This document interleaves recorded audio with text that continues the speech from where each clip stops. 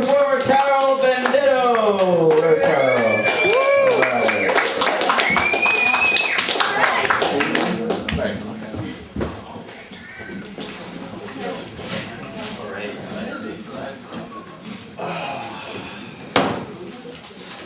How's it going, guys? Good. Right. Hello to all. Bonjour. To any Spanish speakers. Buenos Aires. No, I'm kidding. I know it's a continent. I'm really glad to be doing this. This is really cool because I've had like the shittiest week ever. Oh my god, like yesterday I was at the doctor's office and was diagnosed with lactose intolerance, which is just devastating, you know. And he was explaining to me what it meant, and he was like, it means if you have any dairy at all, you will have painful diarrhea, and you may even start vomiting. And I was like, holy shit! Like I love cheese so much, like I could not believe that for the rest of my life, I'm gonna have painful diarrhea every day.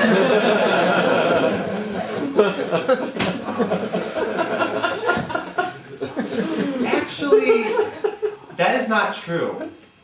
I'm looking forward to it. I really need some more me time. And I'm gonna get it, finally. It's forced upon me, but I'll still have it.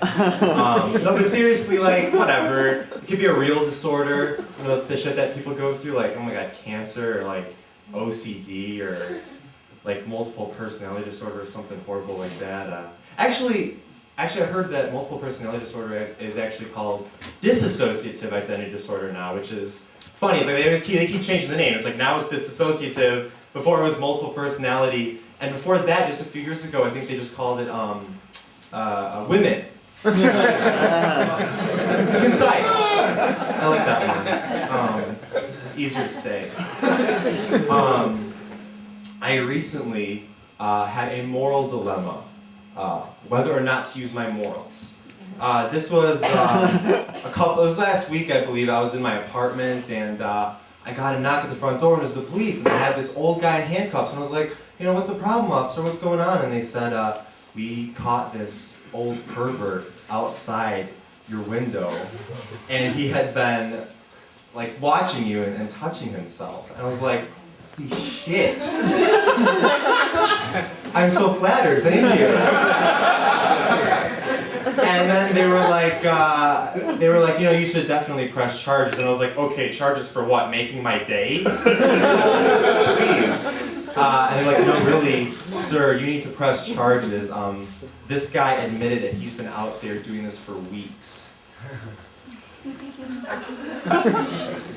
Weeks? God bless your soul, sir. God bless your heart.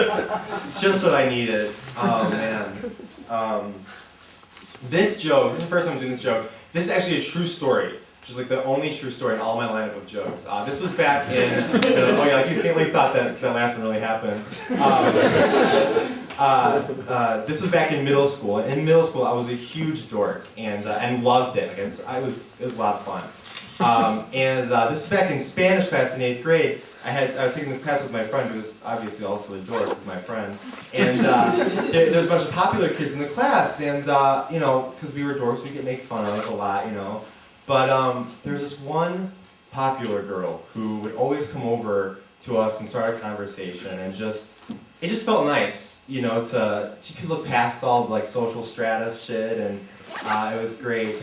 Found out a couple of weeks later from a friend that she was concerned that because we were getting picked on so much, we might bring a gun to school, and decided to be nice to us, to save herself. Which was, looking back on it, I was like, I remember that she wrote in my yearbook, don't ever change, and it totally took on a whole new meaning. I thought it was like, don't ever change, and it really said, don't ever change, I don't want to die.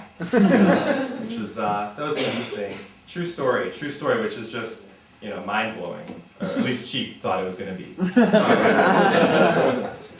That was right around that time when that fad started where guys would wear pink t-shirts, and it's like always like really like tight pink t-shirts. Like I don't know, maybe I'm just old-fashioned, I just don't get it.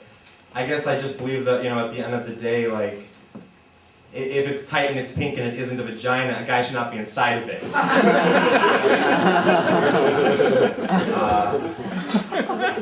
I don't know. Thanks guys, you've been a great audience.